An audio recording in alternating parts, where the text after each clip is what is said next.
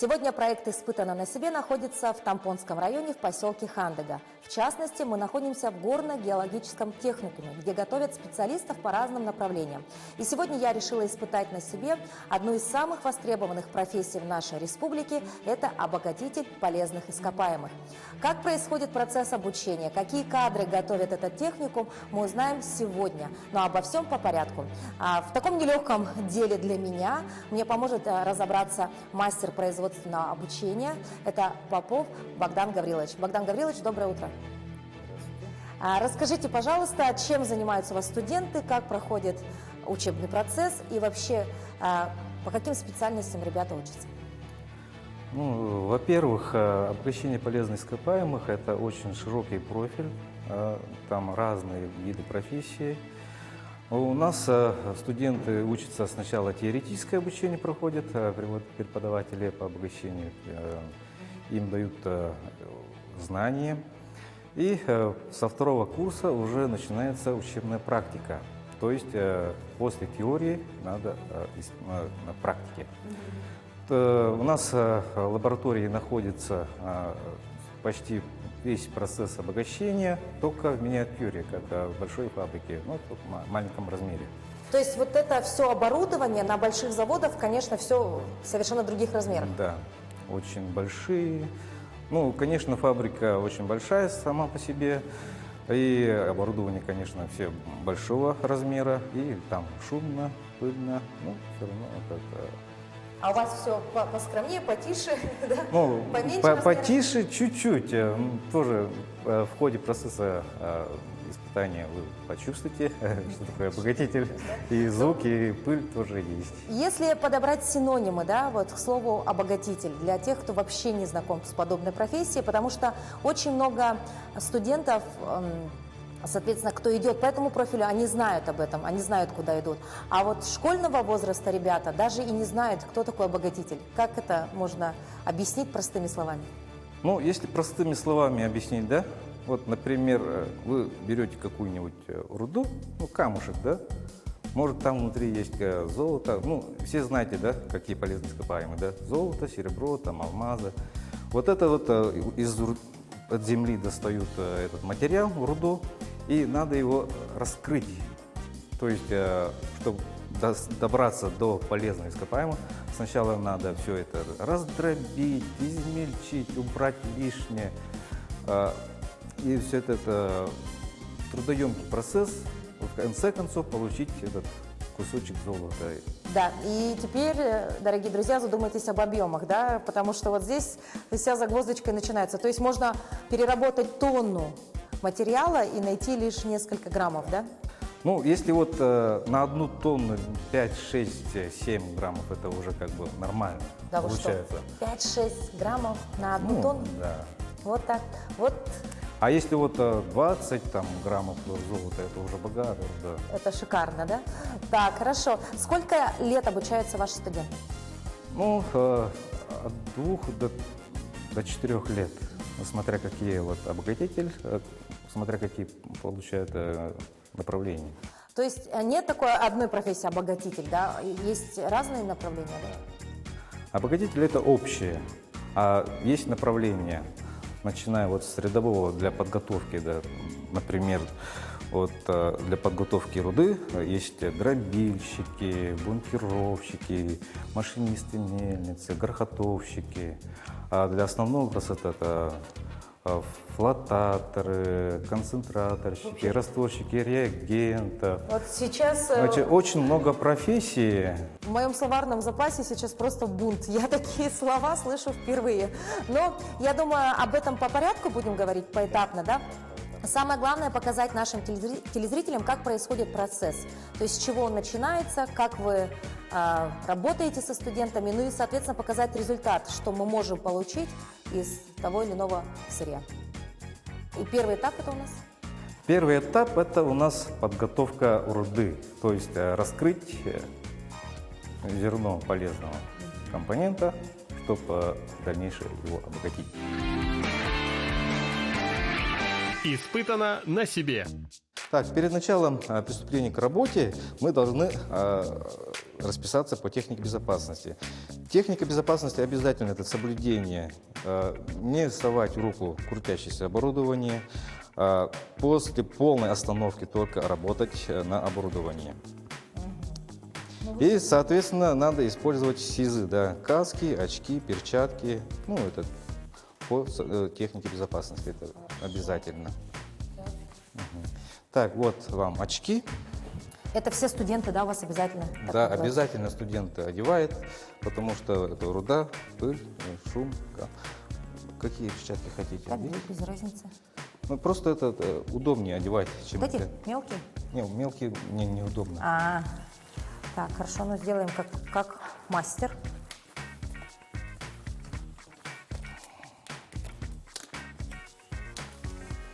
Это чтобы ручки не пачкать. И теперь уже отправляемся непосредственно к аппарату. Да. Самое интересное, да? Так, идем сначала подготовить руду перед обращением. Мы идем в дробилку. Для подготовки руды применяется обычно щековая дробилка. Ну, щековые дробилки бывают разных типов, да, простым движением щеки и со сложным движением щеки. Щековая дробилка для использования это простота, удобство и мощная она.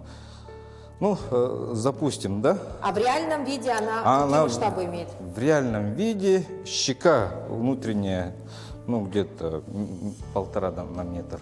Одна Ну, то есть с щека. меня ростом. Щековая дробилка, принцип работы: одна плита стоит, вторая плита начинается вот сдавливающее движение. И при этом руду он измельчает, то есть раздавливает. А вот здесь у нас примеры руды, да? Это что? Руда. Руда, да. А почему она такая гладкая? Это распилено Это специально? распилено специально, мы пилим, чтобы диаметр. Так, это руда. Это разновидности руд, каких. А почему она вот такая блестящая? Вот все говорят, в детстве находили такие камни и говорили, что это золото. Да. Вот этот тут перит, это как бы спутник золота. Ну, для простонародья всегда говорят, золото для дураков. Да? Да. Ну, на самом деле это все обман, да? Нет Но там золота. это спутник золота, перит. Какова вероятность, что здесь есть золото? Вот все, что блестит, это не считается дорогим чем-то, да? Это все потом просто превращается в труху или что это? Вот все блестящее. Да, пыль превращается, потом этот обратно плавят, и Так что ничего не не получится. думайте, что здесь есть что-то стоящего. Итак, Так, запускаем оборудование. мне уже вы сказали вот на эту кнопочку. Да, нажимаем. Нажимаю? Вот запустилось оборудование. Чуть-чуть подождем, чтобы он полностью оборудовал. Ну, теперь можно потихонечку кидать. Вот это? Да. Как в мясорубку? Да, по одному, ага. Как в мясорубку? Издали? Да, кидай. Бросаем?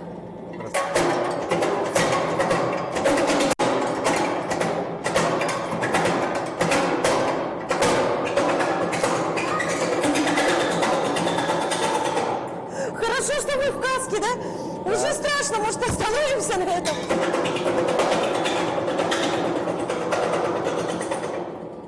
Все, можно. Еще? Еще бросаем.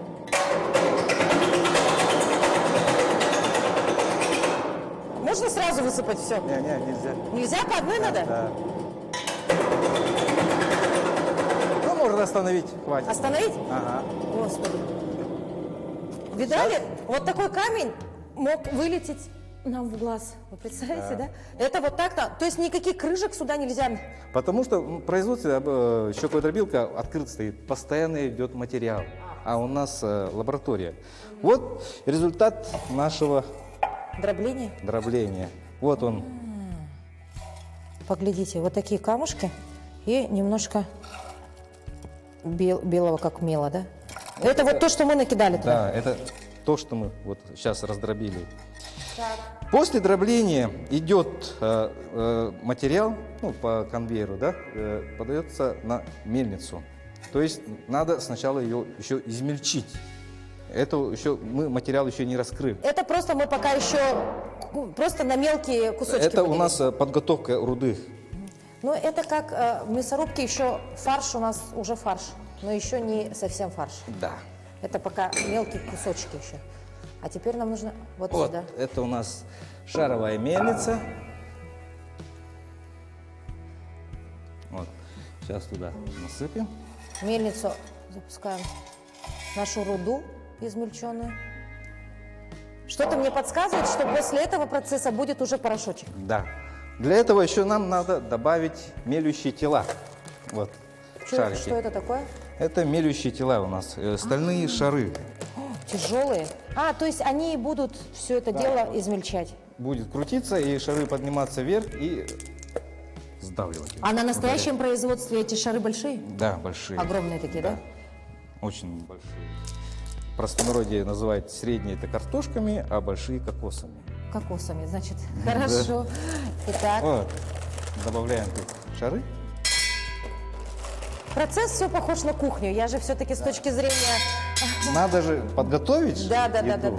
То есть сначала Вот, например, вот картошку выкопали, Да. надо почистить, сварить, что-нибудь порезать, потом. измельчить. Да. Вот, пожалуйста. Теперь мы превращаем все в мелкий помол, так сказать. Все это закрываем, дабы опять ничего не вылетало, да?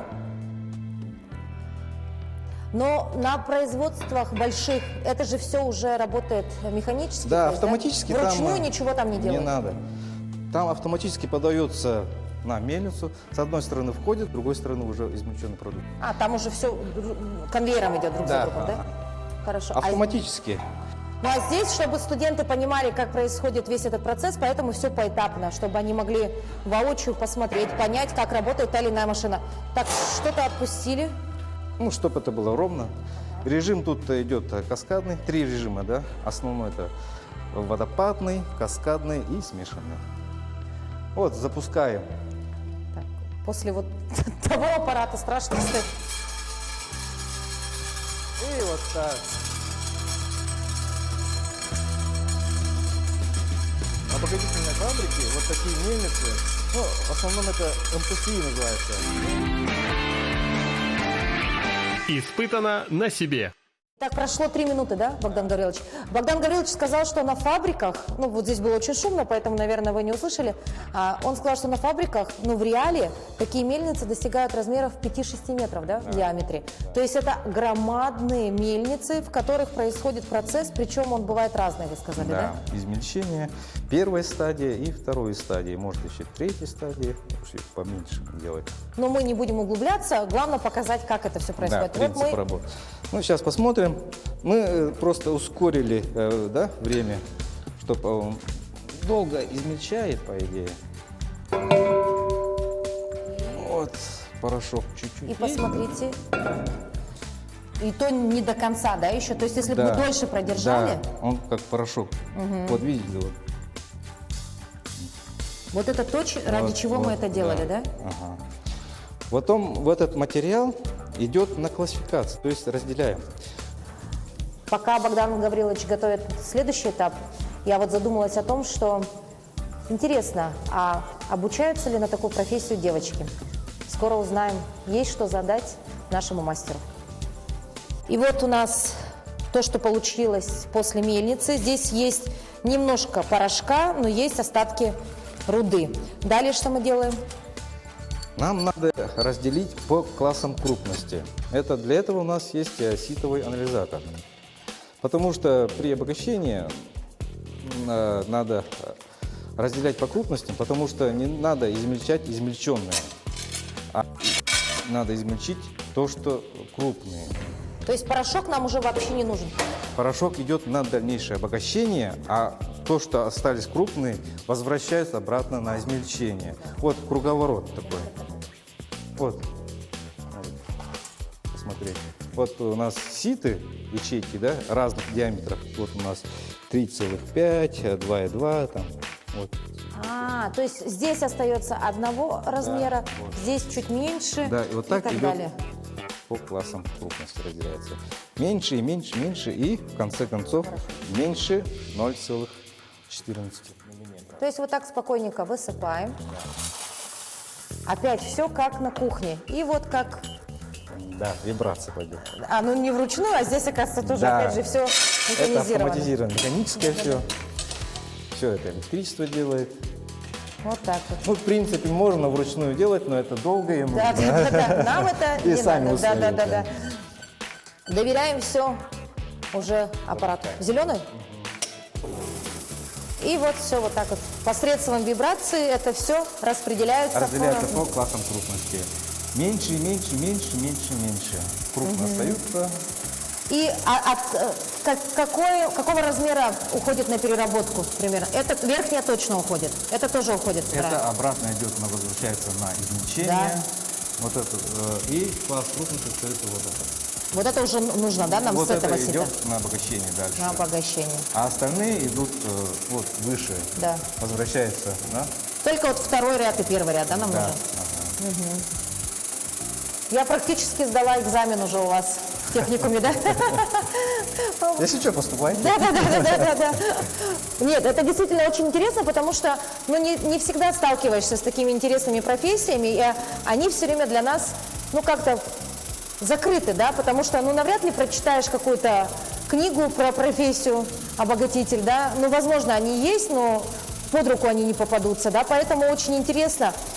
Мы знаем, как работает бухгалтер, мы знаем, как работает повар, мы знаем, как работает учитель, а вот как работает обогатитель, мы не знали. Но поэтому у нас есть проект «Испытано на себе», теперь мы знаем все. В принципе, все. Сейчас посмотрим результаты нашего разделения по крупности. Все, оборудование остановилось. И начинаем.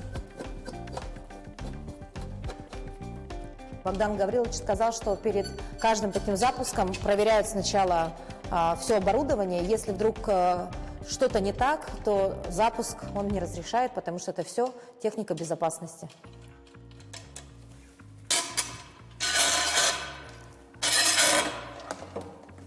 Так, интересно что-то. Вот. Смотрим.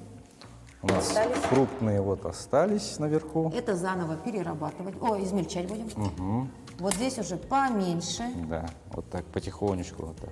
Так, здесь еще меньше. Вот. Ой, а тут их так много оказалось. Да. Так. А вот то, что нам надо, находится вот здесь. Еще есть вот так. Все меньше и меньше. Вот тут уже совсем песочек.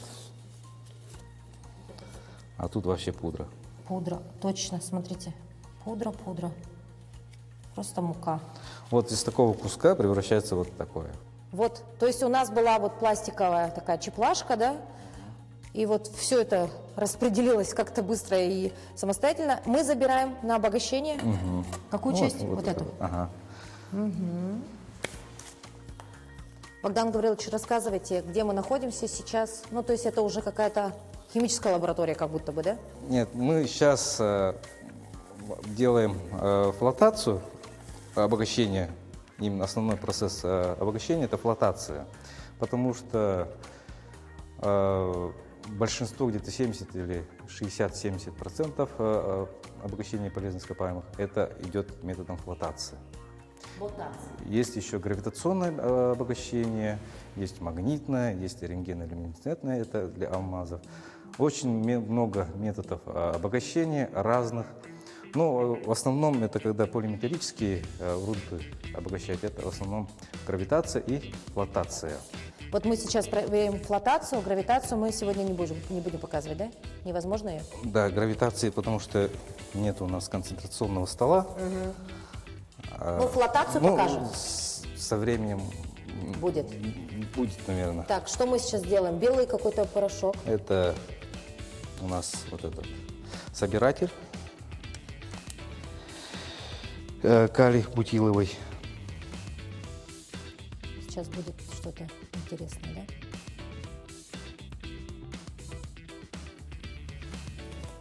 Совсем чуть-чуть. Чуть-чуть. Это для тонны, а у нас тонны нету, у нас несколько граммов сот. И вот такая вот маленькое количество сыграет роль огромную, да? Да, конечно. В основном фабрики, они же тоннами обогащают, а для одной тонны там 150 граммов этих реагентов рассчитывается. А у нас несколько граммов.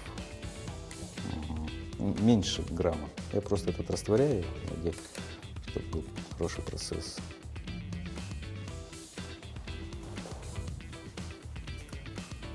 И все это отправляем в воду.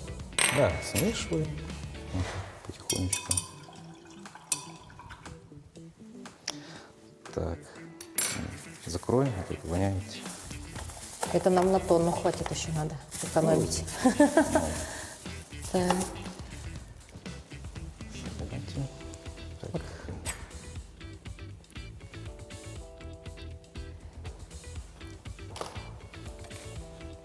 Вот я здесь пока ждала вас, задумалась о том, что а занимаются ли у вас девочки, обучаются ли девочки? Да. То есть девочки хотят стать тоже обогатителями? Да, очень много девушек работает в обогатительных фабриках. Некоторые в лабораториях, некоторые в самой фабрике работают. Очень много девушек работают. Например, флотаторами, опрачками сгустителей, диспетчерами. Вот, Ну, то есть вот этот процесс могут делать спокойно девочки, да? Да. Ну, основную флотацию любят девочки делать. Сейчас мы добавляем еще какой-то реагент, да? И все тоже вот в миллиграммах. Да, все в миллиграммах, потому что у нас это вспениватель, потому что обязательно нужно. 2 капельки вспенивателя. Так. Тоже.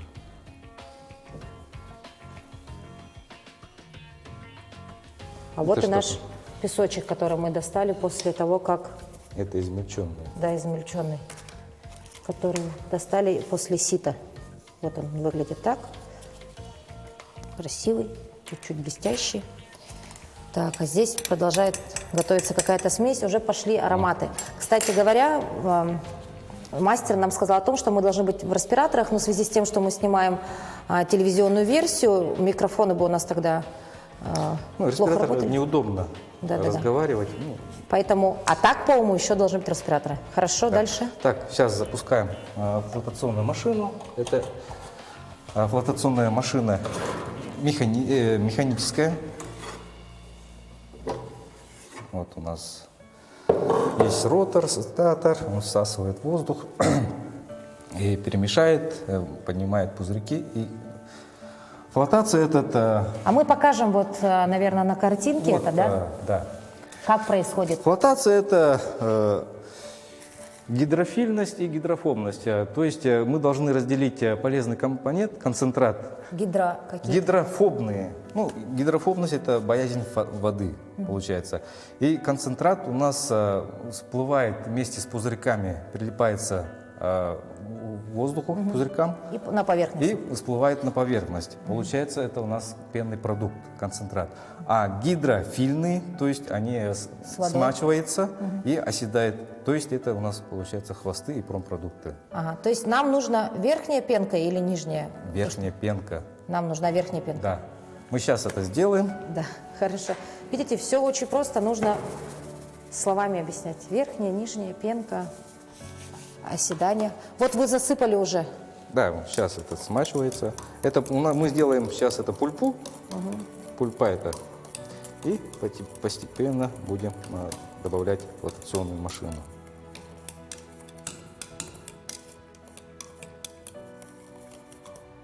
Так, ну мы уже видим, что что-то всплывает наверх, да? Еще Сейчас. пока нет.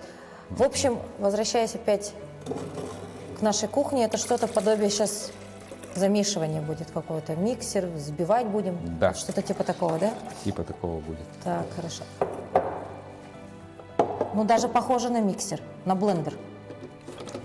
Так, Все на вставили. кухне использовали. Да, да, наверное. да. Поставили.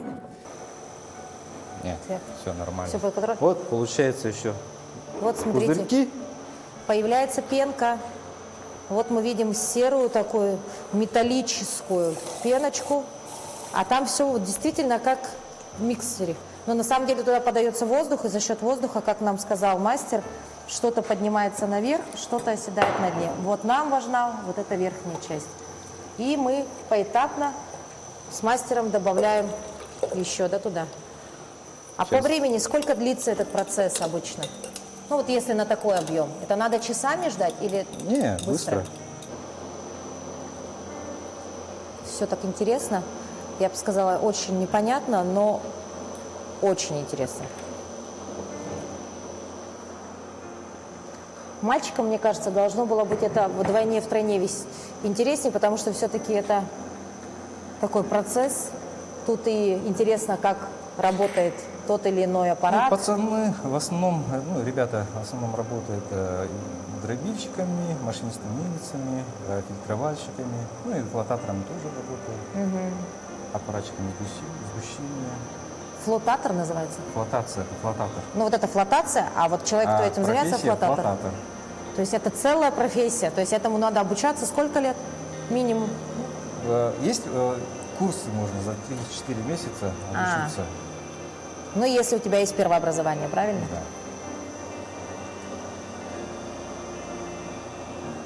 Так. И сейчас? Это пеносъем. О, Вот сам процесс полезного компонента нашего. то есть со взбитого теста нам нужно снять пенку. И вот в этой пенке есть Вот это у нас называется концентрат. то, что нам надо, да? Да. А пустая порода, то есть ненужная нам, он должно оседаться. Оседать. Ну, соответственно, на больших фабриках такой аппарат, он огромный, да, тоже? Огромный, метров, диаметром 6 метров и высотой 10 метров. 10 метров вот такой аппарат в реале? Да, большой, емкость. 10 метров в высоту, 5-6 диаметром, представляете? 7 метров в высоту, такой большой. Можно поверху ходить, и вот такие вот роторы, статоры, импеллеры, которые крутят, подается воздух. все И вот так вот реагенты. потихонечку наша пенка. Ну и в ней тоже еще остается жидкость, правильно? Да. То есть еще не все, да? Собираем сливки, так сказать. Испытано на себе. Итак, собственно, процесс флотации прошел, да, уже? Да, флотацию мы прошли. Теперь надо этот пенный продукт надо сгустить. То есть начинается сгущение. Вспомогательный процесс. Есть подготовительный процесс, есть основной и вспомогательный. То есть мы сейчас должны... То есть это уже заключительный почти процесс? Да, почти. А. Еще не дошли. Так, выливаем. После этого, если где-нибудь скажут, а ты знаешь, что такое профессия обогатителя, я скажу, это кропотливый труд. Потому что я видела, как это вручную делают, да? Так, хорошо. Так. Загуститель. Мы еще тут должны добавить тоже реагенты. Так. 5 граммов флокулянта. Это мы должны все соединить и должен осаждение. 5? 5 грамм. Ой. Это уже 6. Да. Переборщила, 0,6. да? А, еще надо? Не, 0,5 граммов.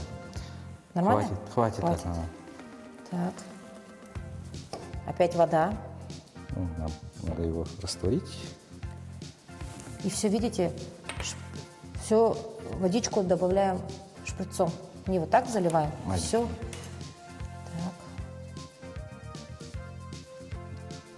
Так. Размешивать. Похоже на крупицы соли. Да, месиво практически. Почти, да?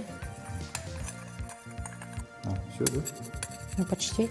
Видите? Опять не произошло салюта. А я думала, Не, сейчас зашипит. Нет, салют не надо. Это в химии может такой салют. Но здесь же тоже мини-лаборатория. Но это лишь для того, чтобы показать, как происходит это, да, поэтапно. Так, А теперь потихонечку вот это надо смешивать. потихонечку. Потихонечку. Там вот внизу все Осаждая. Вот, потихонечку посередине. У меня готово, кажется.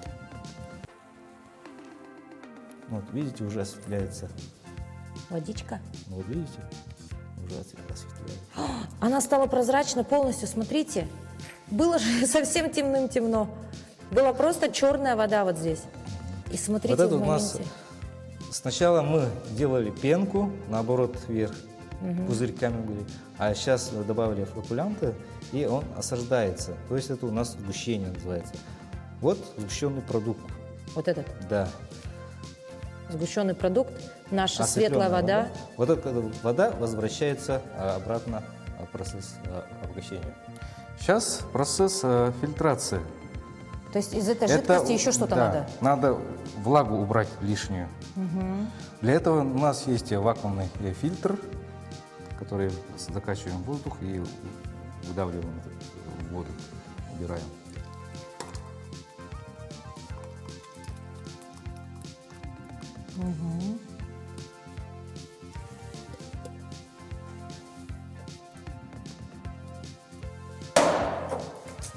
И Вот, закрываем крышку. этот аппарат работает посредством Давление. какого-то давления, видно, да? Закручиваем, вот, шайбу поставим, Шайбу наверх. Сильно надо? ну, чтобы воздух именно внутрь. Все.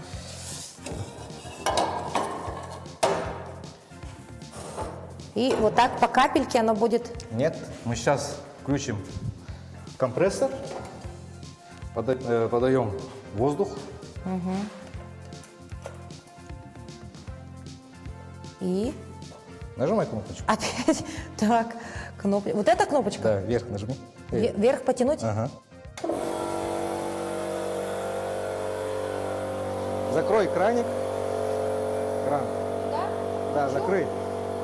Полностью? Да, да.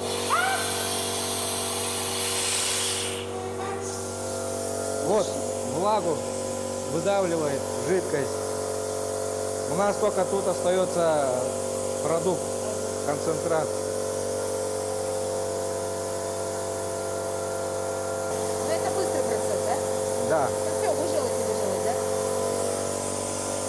Ну, в обогатительной фабрике фильтрация занимает где-то минут 15, потому что там воду надо, еще просушка, продувка, а там пресс-фильтры 10, 100 таких плит больших, вот таких, и закачивается там пульпа, ну, то есть сгущенный продукт, и там 4-5 этапов фильтрации.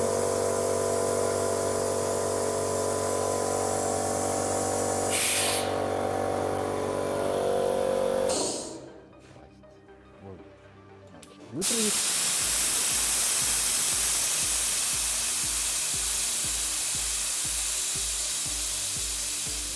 Нельзя оставлять воздухом. Что сделать надо? Нельзя оставлять воздухом. А.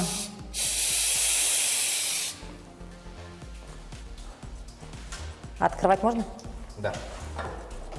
Интересно, что тут. А в какую сторону-то? Вот видите? Туда? А, все. Так. И теперь мы должны увидеть там, что именно?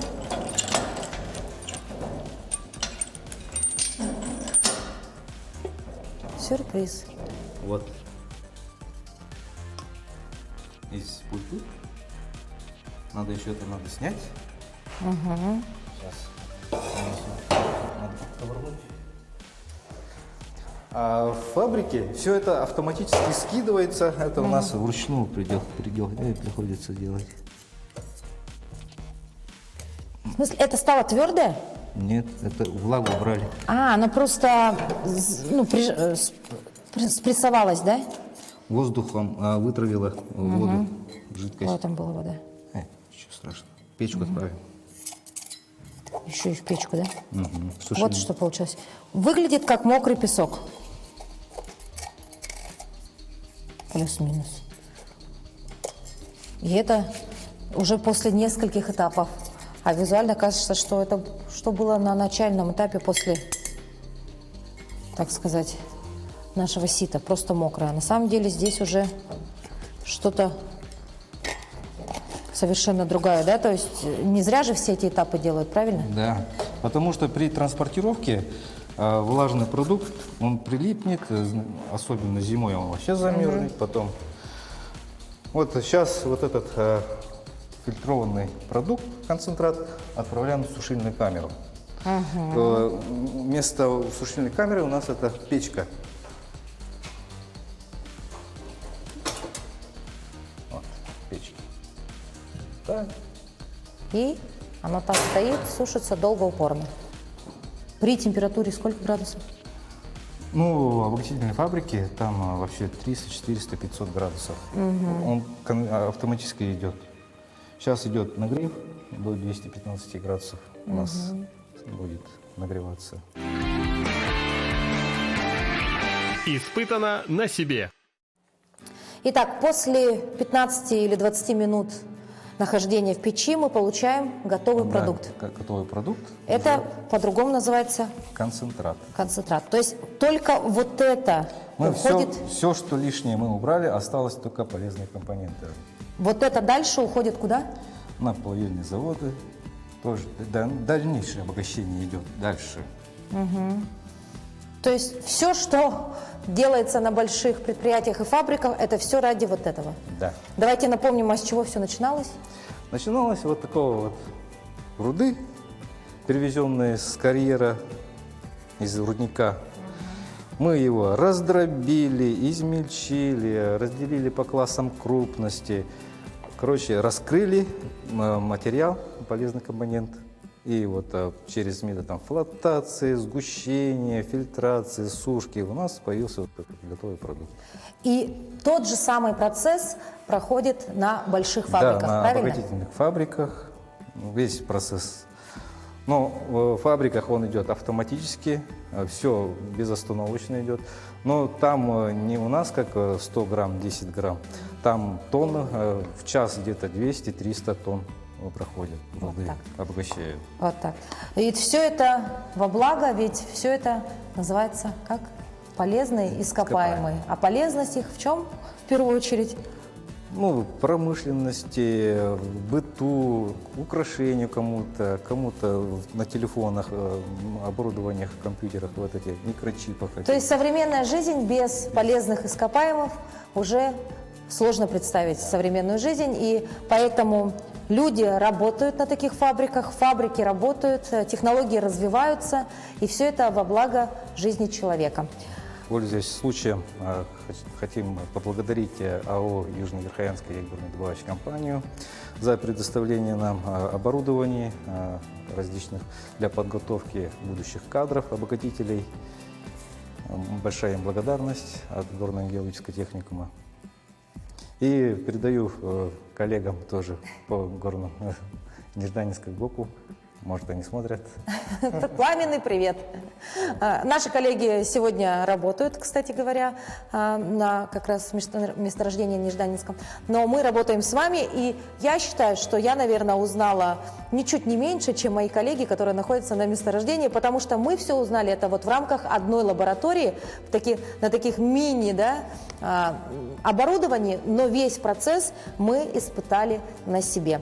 Собственно, поэтому так наш проект и называется. Спасибо большое, Богдан Гаврилович, за то, что поделились знаниями.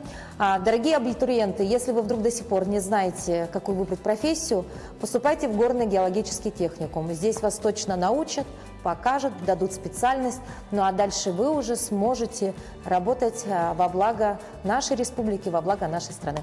Спасибо большое, не прощаемся. Может быть, я когда-нибудь стану студенткой горно-геологического техникума. Учиться никогда не поздно. До новых встреч, всего доброго, пока-пока. Пока, до свидания.